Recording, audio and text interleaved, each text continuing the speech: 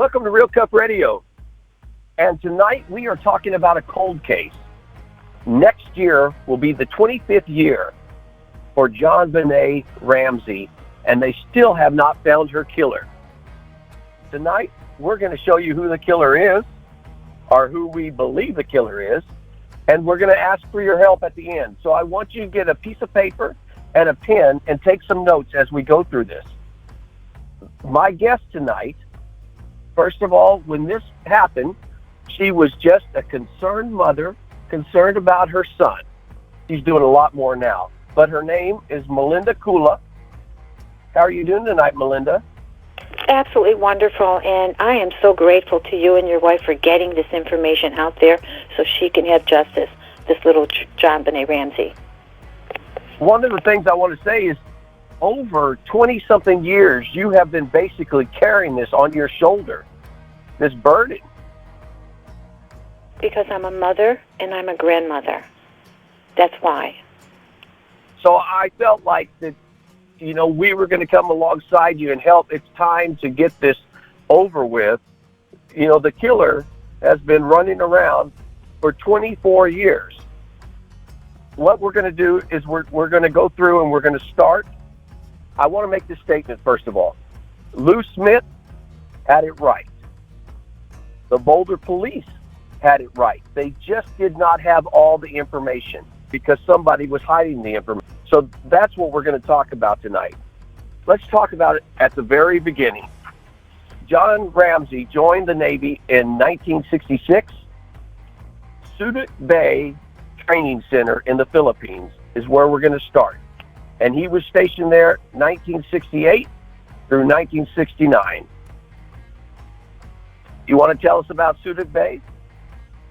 Yes, that is the most important opening because the closing of that 2 1/2 page ransom note is SBTC, Subic Bay Training Center. That's the beginning of the relationship of John Ramsey and this man who claims wholeheartedly to be the illegitimate son when John Ramsey was stationed at Subic Bay Training Center. Now, one thing I want people to understand is, unfortunately, when our military troops go all over the world, a lot of times they end up sleeping with prostitutes, sleeping with young girls. There are a lot of 13, 14, 15-year-old girls that end up getting pregnant from our troops. In the Philippines alone, there's over 500,000 born out of wedlock children don't know who their father is, or some of them, have contacted their fathers. I've seen a lot of the fathers have been trying to find their children since this has happened, but just keep that in mind. The Subic Bay Training Center. We're going to talk about the first karate school. The first karate school is so important because the owner was Scott Razor. That was his true name, but his alias, and everybody who does crime uses aliases, and that's Tom Yobagi. Tom Yobagi had a student, Bill Ramsey, and his 2 friends, Ed and Terry. Tom Yobagi was later discovered, and this was in Manahawkin, New Jersey. He was later discovered that he was a pedophile, and he had molested over 53 of his young children that were in his children's class while, and this is so important, while in the evening class, he was training the police officers of Manahawkin, New Jersey for self-defense tactical training. And in that brochure from this original pedophile karate instructor in Manahawkin, the first school, it states foreign faction. This is training to protect you against foreign faction. So remember that those 2 words were in the ransom note. The fact that there is a pedophile connection here links to the Manahawkin, New Jersey karate instructor who was training Bill Ramsey and the police officers and his 2 friends. And the ransom note speaks about my 2 friends have your daughter. So bear that in mind. It was pleaded down, this criminal who molested 53 children It was pleaded down to 9 counts just to save the children from reliving the horrible experiences they went through from this man. Now we have a second school. The first one's closed down. Now there's a second school, and that is where Bill Ramsey and his 2 friends meandered into the building and participated in the class of the second school. Let me back up real quick, because on the first karate school, when they shut it down because they put the guy in prison, the police asked Bill to come pick up all the leftover stuff from the training. And so Bill and his 2 friends went and picked up. What did they pick up? They picked up the leftover stun guns.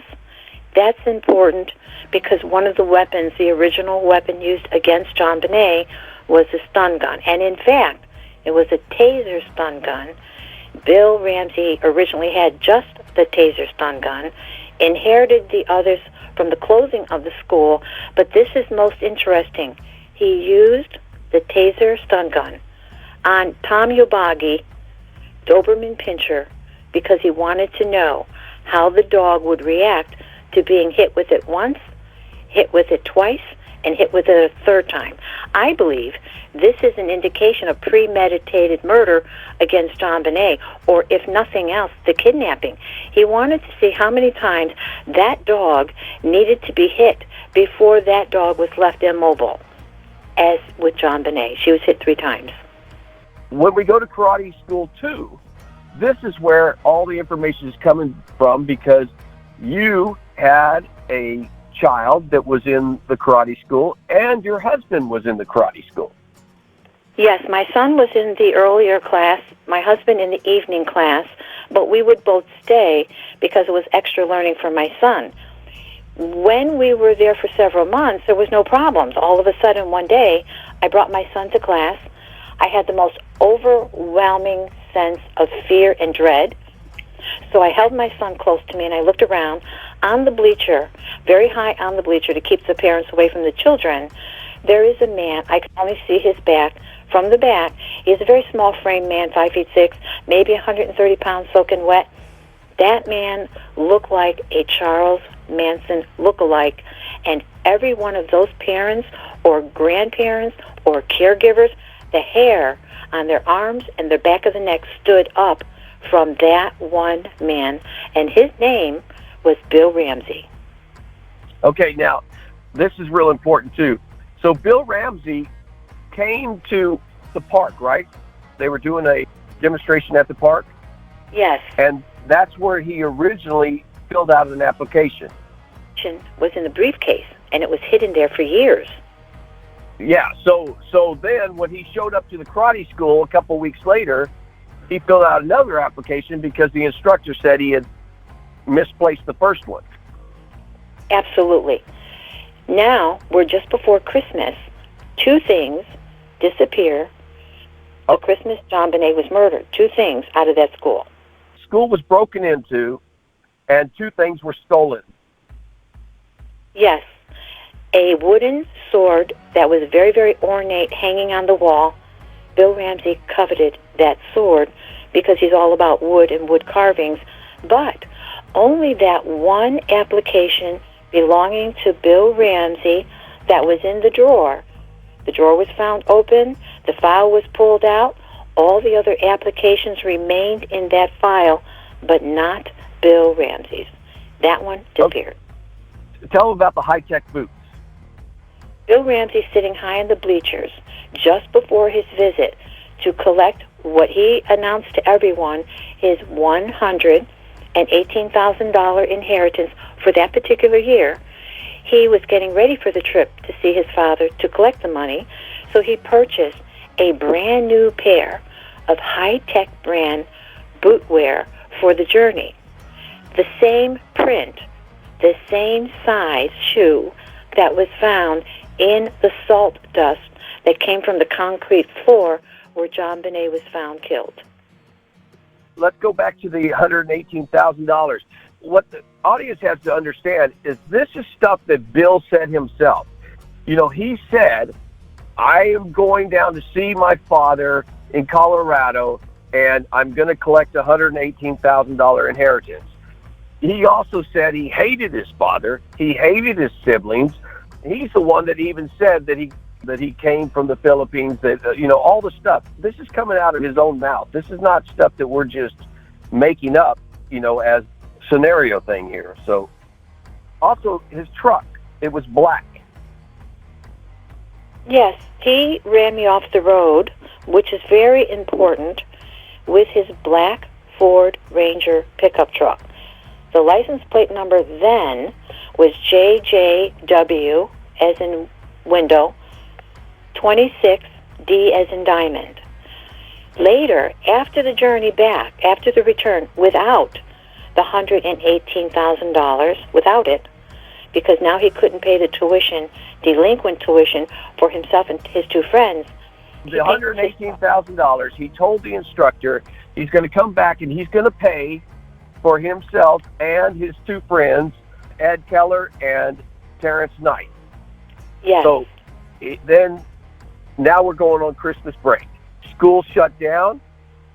Remember, it starts out at kidnapping. The kidnapping goes on, I think it went on to about 2 o'clock before they actually found the body, right? The neighbor across the street heard a blood-curdling scream of a child. It is that blood-curdling scream that was heard after the midnight hour, somewhere between midnight and 2 o'clock. It's either midnight or 2 o'clock. I can't remember exactly.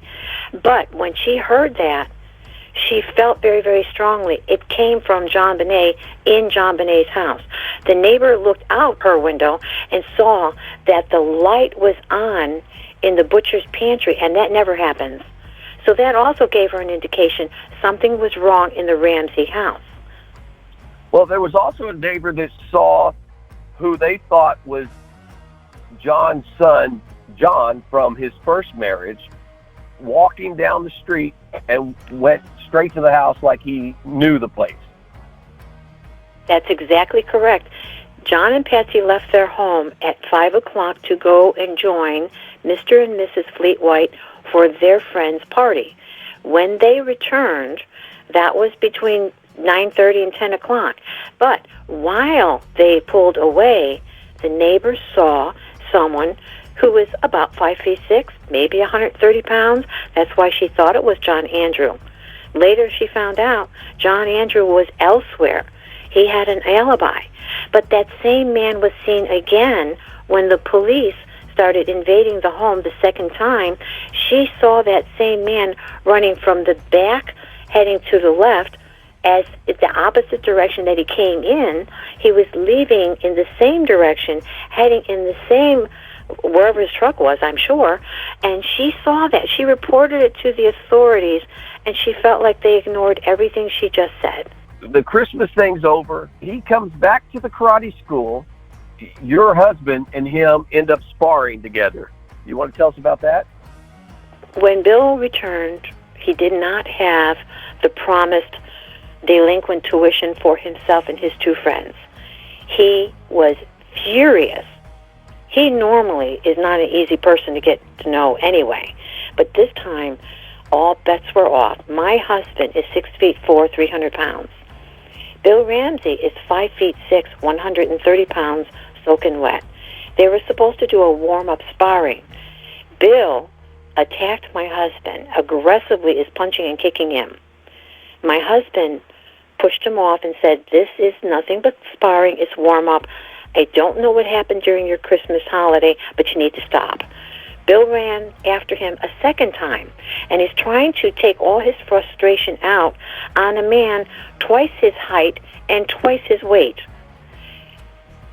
Tom, again, backed him off, just put his hand straight out. Tom's a gentle soul, did not want to hurt him, didn't know what happened during Christmas, but he wasn't going to be a punching bag. Bill backed off, and then Bill charged at him again like a bull against some red cape. And finally, my husband just gave him a palm swipe to the chest, which sent Bill flying across the room. He bounced off the back wall, embarrassed and mortified and full of rage. And he's heading out the door, and he turned around and he said, "Everybody listen to me.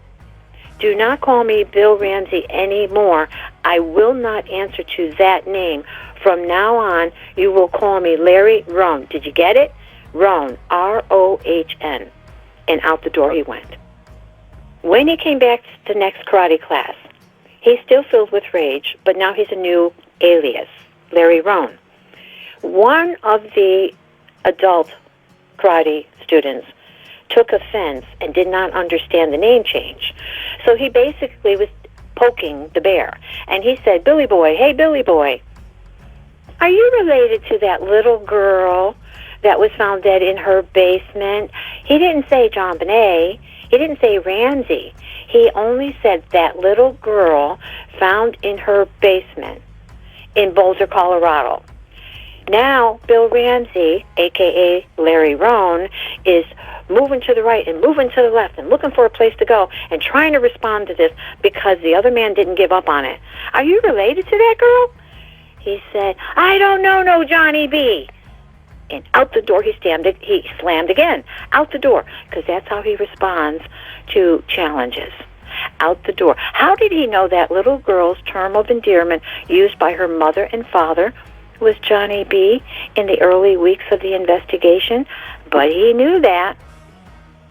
I don't even think we found that out for almost 3 years that Johnny B was. You're right, we did not. I have been doing this from day one, and I did not know about that until John Ramsey and Pat Ramsey came out with their book, Death of Innocence. It was in the book. Yeah, and that was quite a while after this all happened. I do want to point out his two friends, they dropped him like a sack of potatoes, right? Yes, they did. His girlfriend, the police said she died of a seizure, but she had cigarette burns all over, and I mean, this is all happening right after the so-called kidnapping and then became a murder. She had been used as a punching bag, beat marks about her upper chest and her arms, and she was used as a human ashtray. He's a chain smoker of Marlboro cigarette butts, and he would put his cigarettes out on her skin, on her flesh. There's one more important thing about those Marlboro cigarette butts. When the police were at the Ramsey's home, there was a pile, someone had been there a long time, of Marlboro cigarette butts by the leg of JonBenet and Burke's swing set in the backyard, only a few feet from the house.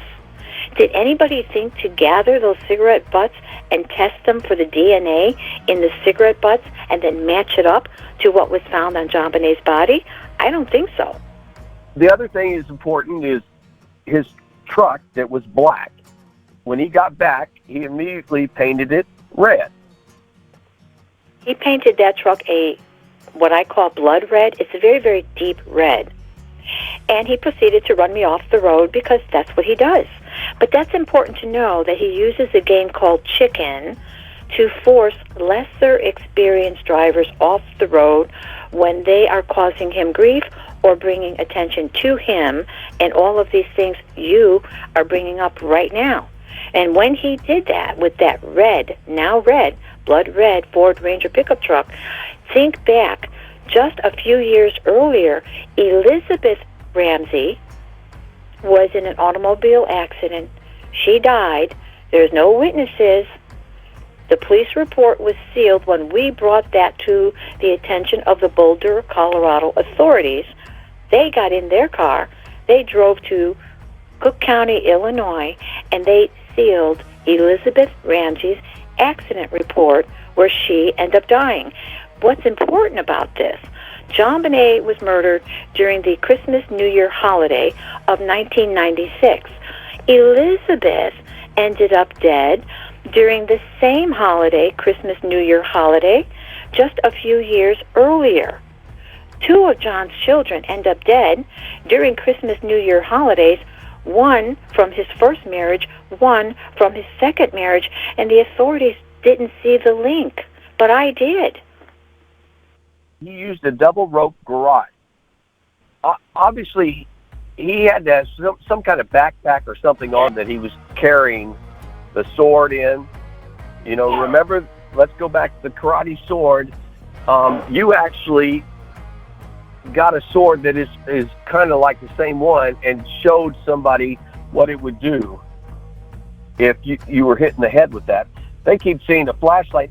Nothing looks like a flashlight on that, autopsy report. I spoke to a man from Hawaii when he listened to one of the broadcasts. He called me back and he said, "Listen, Melinda Kula, you are absolutely correct.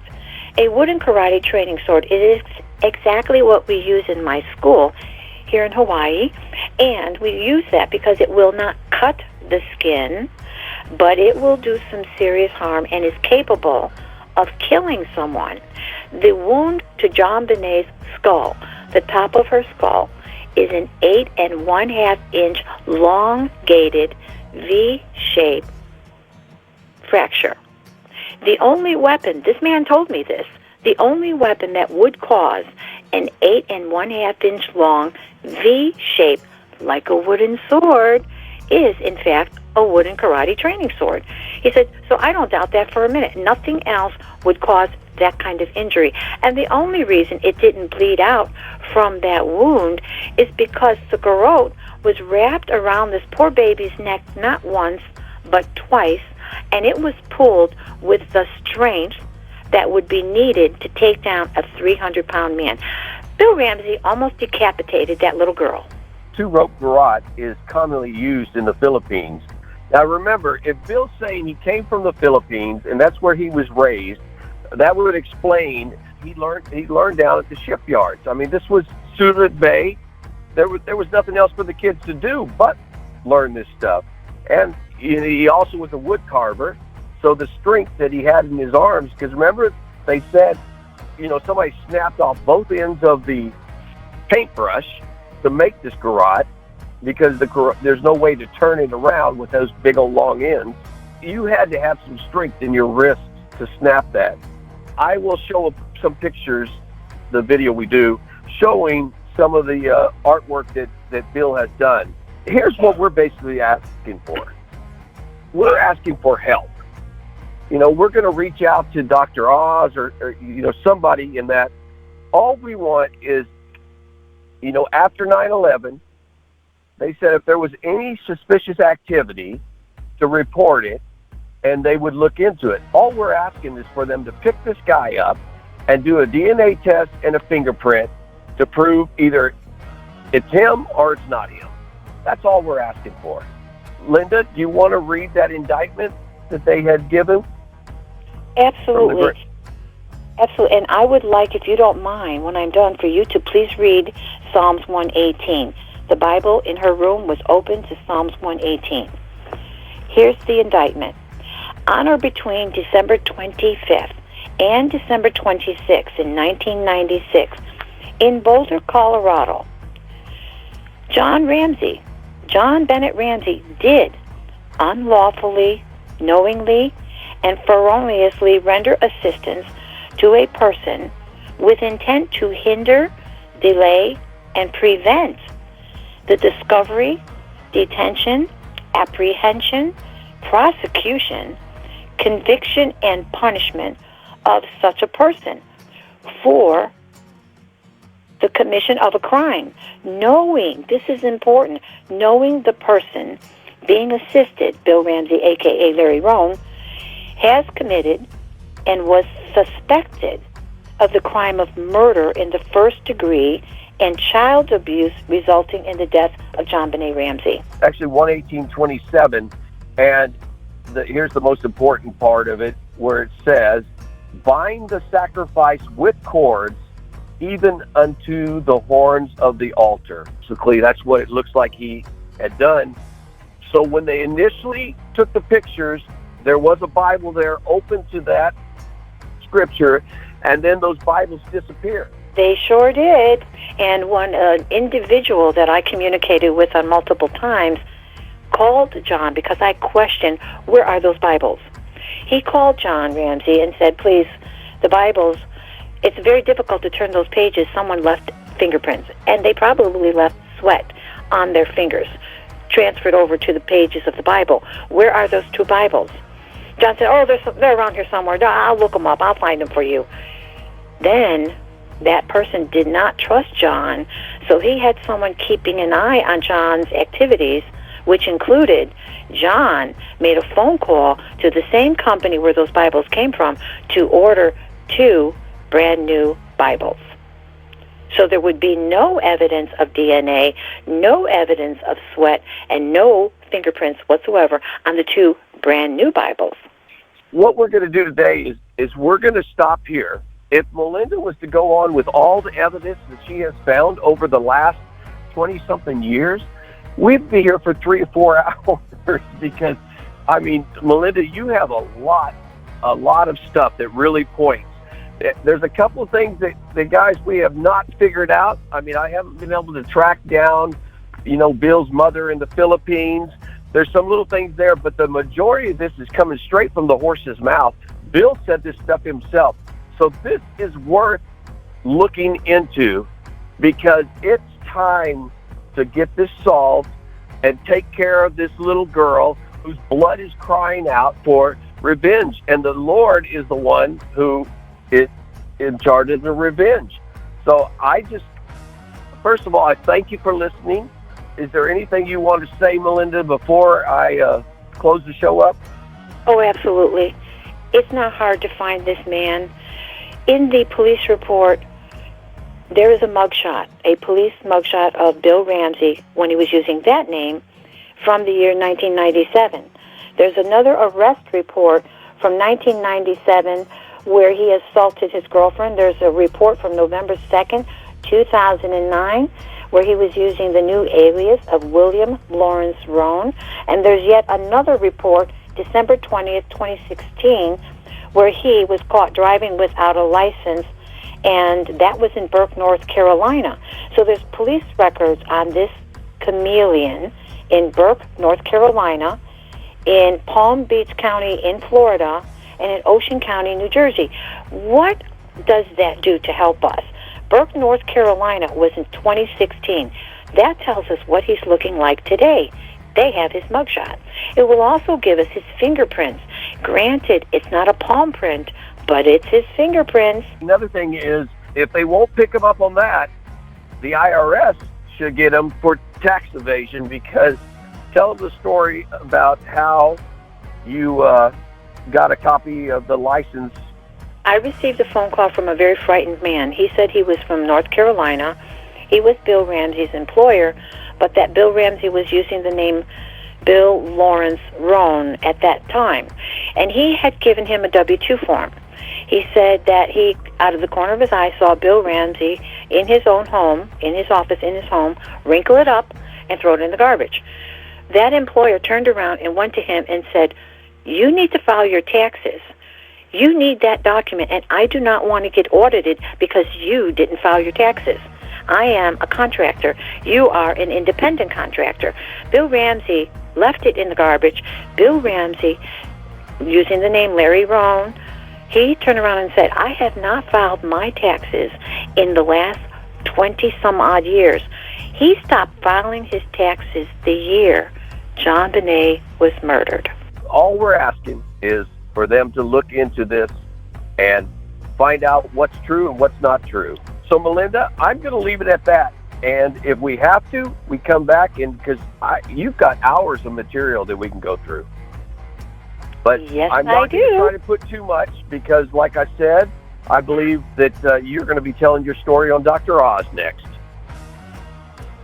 I thank you both so much. I thank Holy Father because I know he wants justice for JonBenet. And I know that he's going to help both of you get this in the right hands. And I truly believe Dr. Oz is the person. All right. Well, I'm going to say that's a wrap.